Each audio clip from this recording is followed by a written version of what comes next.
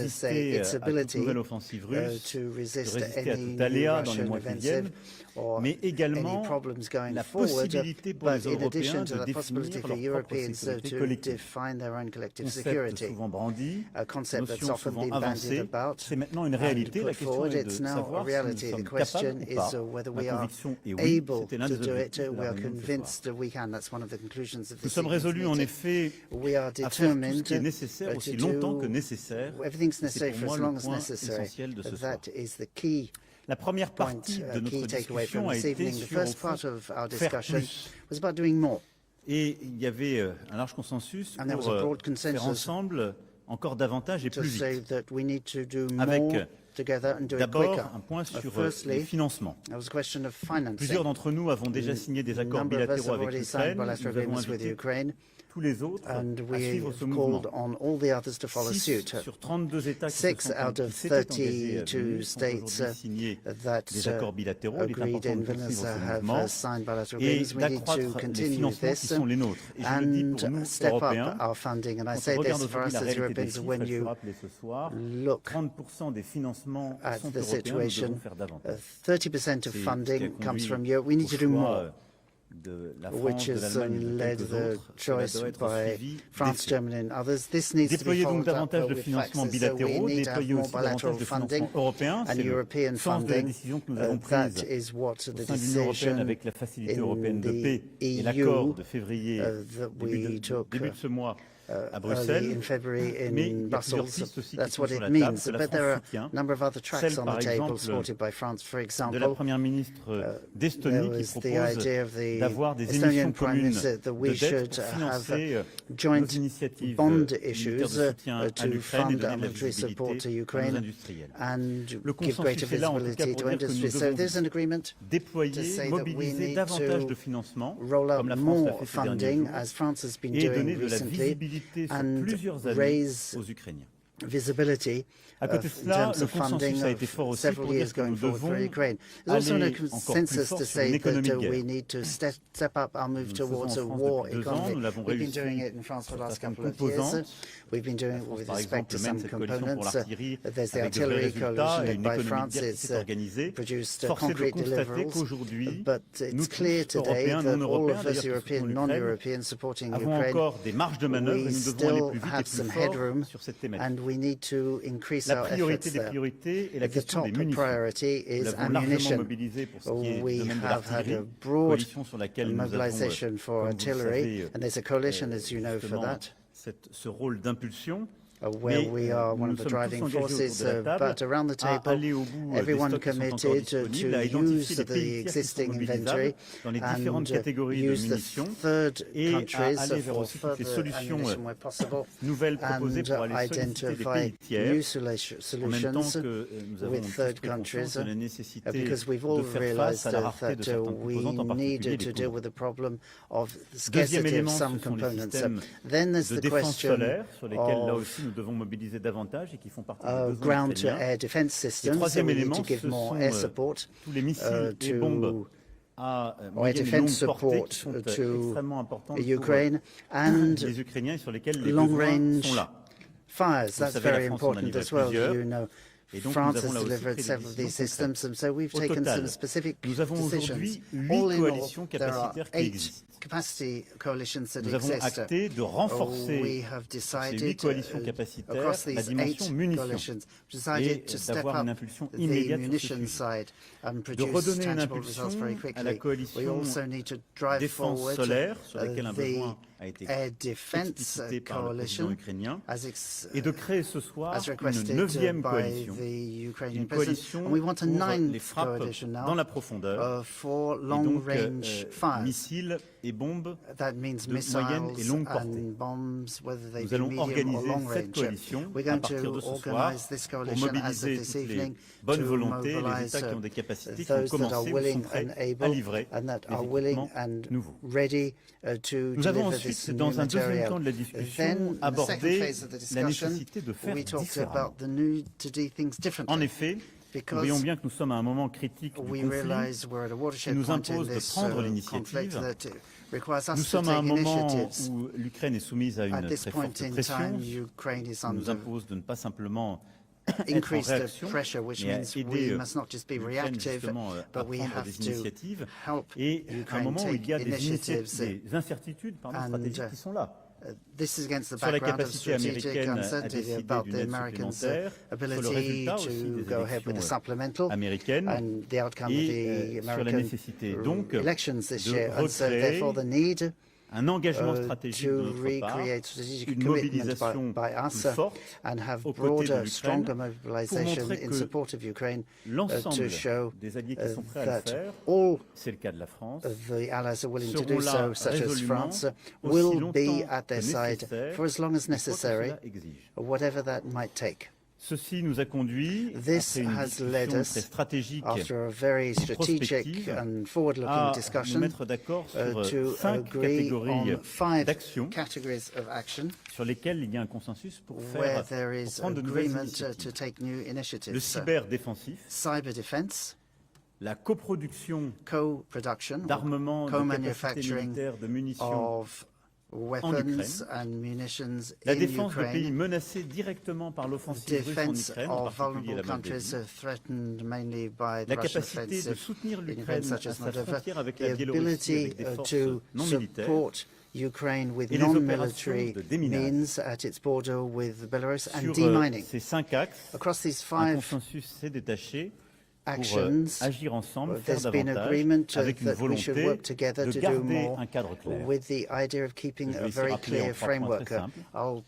La Russie ne peut ni ne doit gagner cette guerre.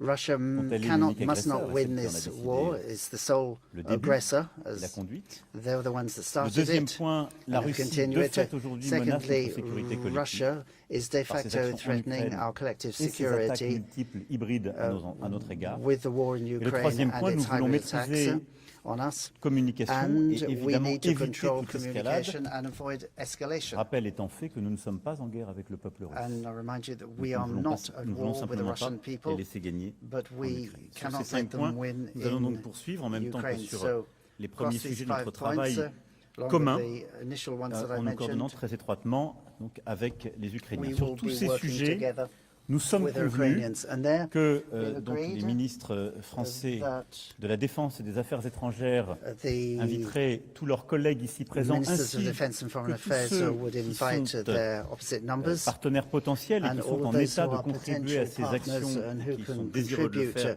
les réuniront pour pouvoir décliner opérationnellement les initiatives qui ont été prises ce soir. Ceci redit notre détermination à tous, plus encore qu'hier, quelques jours après les 2 ans début de cette agression russe, de soutenir l'Ukraine, de permettre à l'Ukraine justement de négocier dans les meilleures conditions la paix et le retour à sa souveraineté pleine et entière et à son intégrité territoriale, notre volonté concrètement de bâtir notre sécurité collective. Je vais maintenant répondre à toutes vos questions.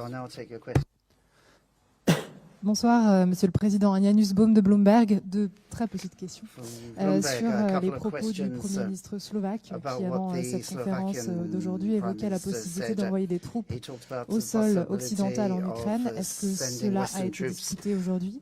Ukraine on the ground. Have you discussed that? Et deuxième question sur la proposition de la République tchèque d'envoyer des centaines, de sourcer des centaines de milliers d'obus qui seraient achetés, donc des munitions qui seraient achetées à des acteurs non européens. Est-ce que la France pourrait participer à cette initiative? Les Néerlandais ont indiqué vouloir y mettre une centaine de millions d'euros. Et qu'est-ce que vous pensez de cette initiative-là? Est-ce qu'on ne pourrait pas passer par les fonds européens? Merci. Sur la première question, tout a été évoqué ce soir de manière très libre et directe. Il n'y a pas de consensus aujourd'hui pour envoyer de manière officielle, assumée et endossée des troupes au sol, mais en dynamique Rien ne doit être exclu. Nous ferons tout ce qu'il faut pour que la Russie ne puisse pas gagner cette guerre. Je le dis ici avec à la fois détermination, mais aussi avec l'humilité collective que nous devons avoir quand on regarde les 2 années qui viennent de s'écouler. Beaucoup de gens qui disent « jamais, jamais aujourd'hui » étaient les mêmes qui disaient « jamais, jamais des tanks, jamais, jamais des avions, jamais, jamais des missiles de longue portée, jamais, jamais ceci il y a 2 ans ». Je vous rappelle qu'il y a 2 ans, beaucoup autour de cette table disaient « nous allons proposer des sacs de couchage et des casques ». Et aujourd'hui, ils disent qu'il faut faire plus vite et plus fort pour avoir des missiles et des tanks. L'humilité de constater qu'on a souvent eu 6 à 12 mois de retard.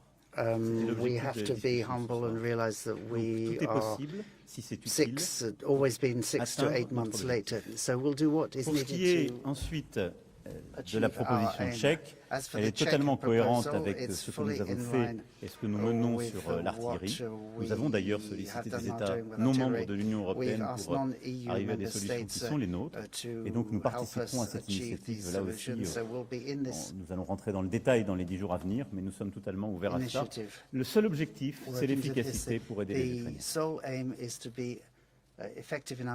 Ukrainiens. Bonsoir Monsieur le Président.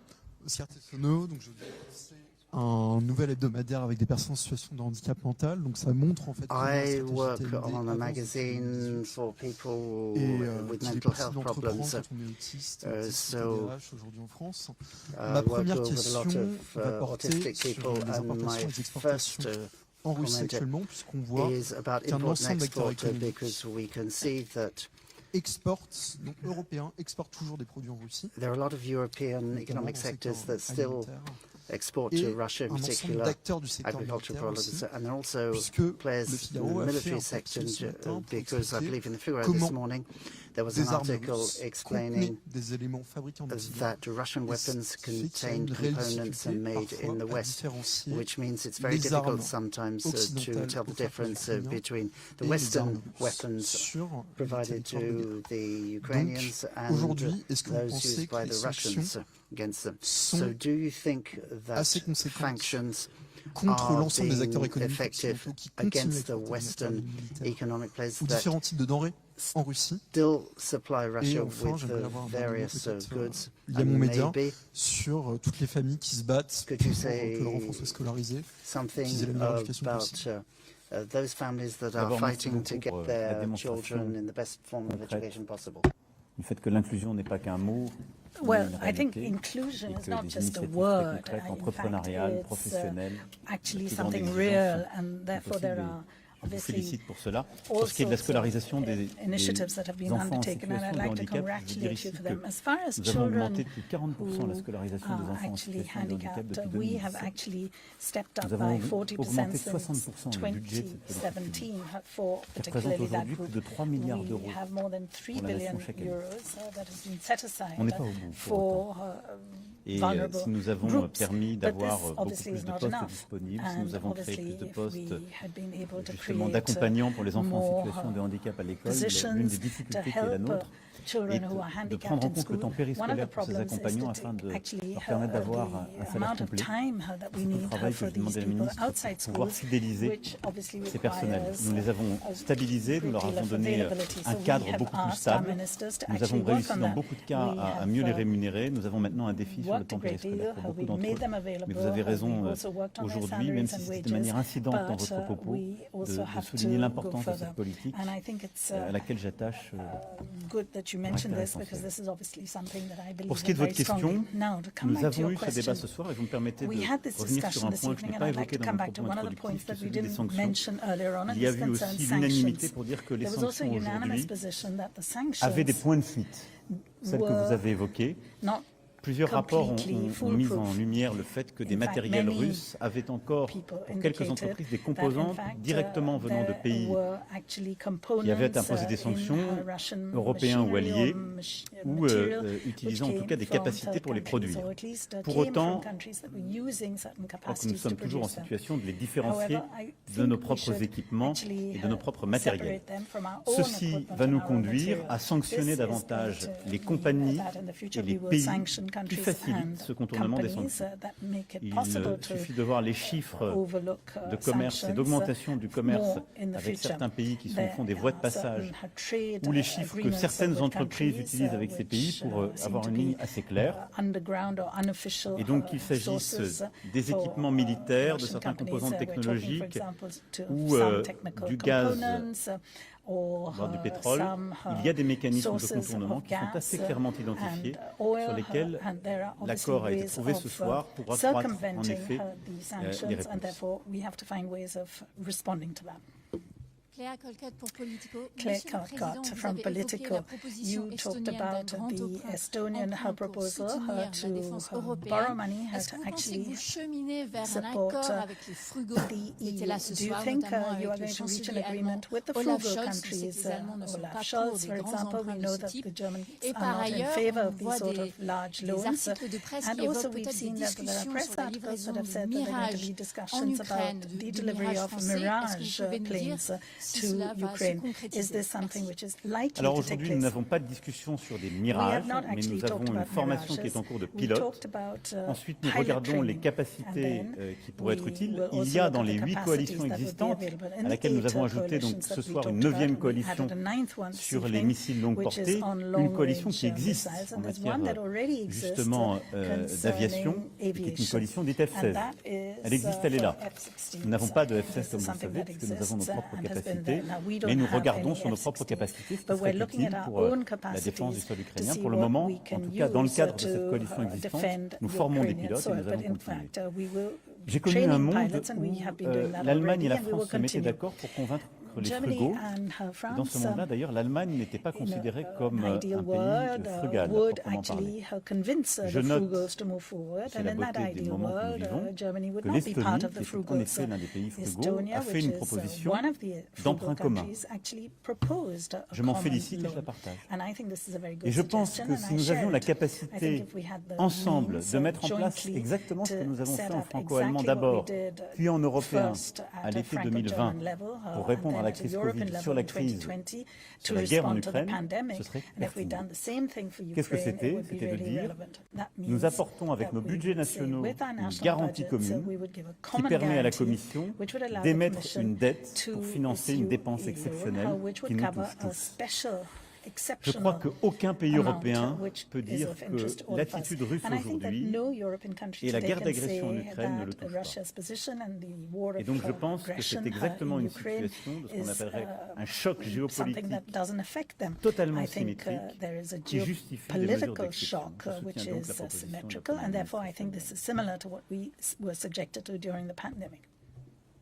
And so I support that proposal. Philippe Ricard pour Journal Le Monde. Philippe Bonsoir. Ricard from The Monde. À propos de l'envoi éventuel de troupes au sol, vous dites que ça a été évoqué. Est-ce que vous pouvez préciser par quel pays ça a été évoqué? Quels sont les pays qui envisageraient de le faire à titre bilatéral? Et pourquoi la France n'est pas favorable à ce stade? Je n'ai absolument pas dit que la France n'y était pas favorable. Je ne lèverai pas l'ambiguïté des débats de ce soir en donnant des noms. Je dis que ça a été évoqué parmi les options. Je vous ai dit les 5 points sur lesquels il y avait un consensus qui s'était établi. Ces points d'ailleurs étaient totalement mis en œuvre et il ne faudrait pas exclure qu'ils nécessitent des sécurisations qui justifient ensuite quelques éléments de déploiement. Mais je vous ai dit de manière très claire ce sur quoi la France maintiendra sa position, qui est une ambiguïté stratégique que j'assume. Say that there is a Rien ne certain doit être exclu strategic ambiguity that exists, and I think that nothing must prevent us from achieving our goals, which is that Russia must not prevail in this war of aggression. Bonsoir, Monsieur le Président, c'est Martin Belucha pour la radio publique tchèque. Je vais revenir vers l'initiative tchèque qui a été aujourd'hui présentée par le Premier ministre tchèque. Le quotidien britannique, il a évoqué le Financial Times, il avait évoqué une somme de plus d'1 milliard d'euros pour le financement justement de ces munitions, de ces capacités d'obus. Quel financement en fait est-ce qu'on cherche pour cette aide à l'Ukraine? Et donc, on parle de quel horizon Est-ce qu'on pourrait fournir cette aide à l'Ukraine? Est-ce qu'on parle de plusieurs semaines, des mois? Merci. Très très prudent sur les chiffres, qu'il s'agisse de nombre de munitions ou d'argent, puisque ceux qui ont pu s'engager ces derniers mois sur ce sujet ont été rattrapés par la réalité. Nous produisons, nous, le maximum de munitions que nous pouvons. Nous avons fait plus que tripler nos capacités. Notre volonté de mobiliser chez nos partenaires et tous ceux que nous trouvons des capacités supplémentaires. Et d'ailleurs, il se trouve que plusieurs États qui étaient autour de cette table ont fait les mêmes démarches que la République tchèque. Et donc ce soir nous a permis de mutualiser ces efforts. Et donc dans les 10 prochains jours, nous allons mettre tous ces efforts autour de la table car nous avons démarché beaucoup de pays européens, non européens, qui ont des munitions disponibles. Parce que c'est ça, à très court terme, que ce soit des munitions qui soient disponibles dans vos stocks. Et donc, ça c'est le premier point. Et donc, nous mobiliserons des financements bilatéraux comme multilatéraux sur la table. La question, je dirais, est de rang 2. C'est maintenant une question de disponibilité de ces munitions. La deuxième chose, c'est de produire plus, nous-mêmes, on a déjà triplé, avec les Ukrainiens sur leur sol et avec tous les partenaires possibles. Et là, nous devons sécuriser en particulier la poudre, qui est vraiment ce qui manque aujourd'hui, parce qu'il faut vous représenter qu'au fond, il y a 2 ans, nous vivions dans un monde où très peu de gens anticipaient le retour d'une guerre continentale avec une telle intensité sur le sol. Et donc on vivait tous dans des pays où on avait beaucoup moins de stocks de munitions et on avait des industries qui n'étaient pas du tout à ce rythme de production. Et donc dans tous nos pays, nous avions des capacités, des disponibilités de poudre pour ces munitions qui ne sont pas du tout ce dont on a besoin aujourd'hui. Donc c'est vraiment un pivot complet de cette économie de guerre. Donc, si je puis dire, les finances suivront. La question c'est où sont les munitions disponibles, avec qui, comment on mutualise nos efforts et ensuite comment on produit davantage. Je vous en prie. Juste à votre droite. Merci, Monsieur le Président. Francesco Fontemaggi de l'agence France Presse. Le président Zelenskyy a dit aujourd'hui qu'à ce stade, seuls 30% du million d'obus promis par l'Union européenne avaient été livrés. Est-ce qu'après les décisions, nouveaux efforts qui ont été décidés ensemble ce soir, vous pouvez nous dire si collectivement vous pouvez lui donner un calendrier, des nouvelles étapes pour atteindre ce million d'obus? Est-ce qu'il y a une échéance? C'est ce que je disais à votre collègue, c'est une très bonne question. C'est pour ça qu'il faut toujours faire très attention quand on s'engage. Et la France, depuis le premier jour, nous avons très longtemps été plus discrets que les autres, surtout. À chaque fois qu'on s'est engagé sur des capacités et une date, on les a tenues. Parce que derrière, il y a une guerre. Et donc, vous ne nous avez pas, nous, entendu nous engager sur des millions, des milliards qu'on ne savait pas tenir. La réalité, c'est qu'en fait, à très court terme, vous ne pouvez donner que les munitions que vous avez en stock et ou les munitions que vous produisez en flux tendu. Il est forcé de constater que nous n'avions pas ce million. C'était sans doute un engagement imprudent. Aujourd'hui, les initiatives que nous avons lancées, France, plusieurs autres, complétées par la proposition de la République tchèque, lesquelles d'ailleurs se recoupant, vont être toutes mises autour de la table et dans 10 jours, nous aurons une réponse claire avec un agenda sérieux. C'est ça ce qu'il faut. Moi, j'ai toujours privilégié ce point. On verra d'ailleurs ce qu'on rend public et ce qu'on ne rend pas public. Parce que je dis ça, c'est tout à fait normal qu'on vous rende compte par transparence et parce que c'est ce qu'on souhaite tous. Mais il y a aussi un temps, comme c'est une guerre, les premières personnes à qui on doit donner de la visibilité, ce sont les autorités des forces armées ukrainiennes. Donc d'ici 10 jours, on y verra beaucoup plus. Est-ce qu'il y a d'autres questions? Je vous en prie. Vous avez un micro à votre droite. Oui, bonjour, James André pour France 24. Je voudrais savoir quel est le degré d'inquiétude quant à l'engagement des États-Unis et de l'OTAN. On le voit, les Américains ont effectivement 60 milliards d'aides à destination de l'Ukraine qui sont bloquées, et surtout des déclarations très inquiétantes, notamment de Donald Trump. Difficile de prévoir l'issue des élections américaines. Est-ce que vous en avez parlé dans votre propos liminaire? À quel point est-ce qu'on est inquiet et est-ce qu'on est en train de poser les bases d'une potentielle suite sans les Américains? Pour moi, la question n'est pas de savoir si nous sommes inquiets ou pas. D'abord, je vais vous dire, on a beaucoup de chance d'avoir les États-Unis d'Amérique qui sont là aujourd'hui, qui sont si engagés. Tout à fait. Et on doit remercier chaque jour l'administration américaine d'être si engagée, les Canadiens d'être si engagés.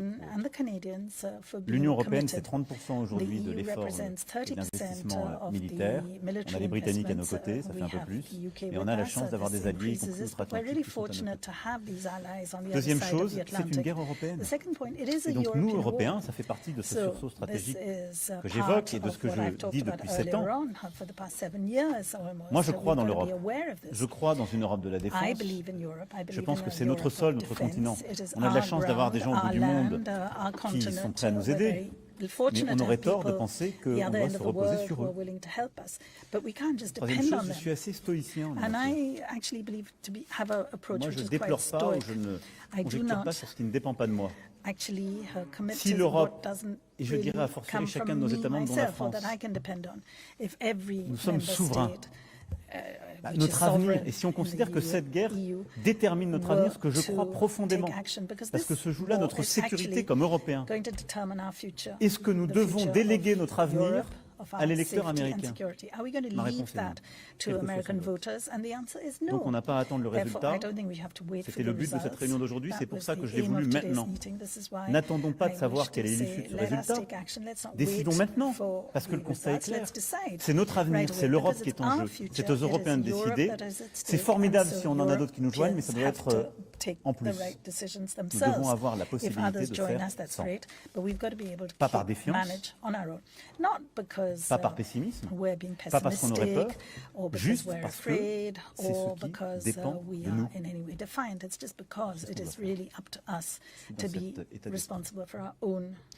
Y a-t-il une dernière question? S'il n'y en a pas, c'est enfin une première pour une conférence de presse. Peut-être une deuxième question de M. Ricard. C'est une deuxième première pour une conférence de presse. Puisque vous insistez, est-il possible d'envisager qu'un pays envoie des troupes au sol en Ukraine sans l'accord des autres au niveau européen? Est-ce que, par exemple, la Pologne pourrait envisager de le faire? Et est-il possible de la retenir dans ce cas-là? Et est-ce que c'était un des objets de la discussion ce soir? Merci. D'abord, chaque pays est souverain. Sa force armée est souveraine. Il a, par sa constitution, les voies et moyens de son engagement. Personne ne peut engager un autre pays de faire ce qui lui revient. Mais bien sûr, il faut définir un cadre d'intervention et dans ces cas-là, des cadres de solidarité, mais ma réponse est non, personne ne peut engager personne. Mais je vous dis simplement que l'esprit qui régnait ce soir, c'est qu'autour de 5 actions que j'ai évoquées, le consensus était là et que nous sommes prêts à faire aussi longtemps que nécessaire et tout ce qui est nécessaire pour que la Russie ne puisse gagner cette guerre. Je vous remercie pour votre attention. Bon courage à tous. Thank you very much for your attention and your participation.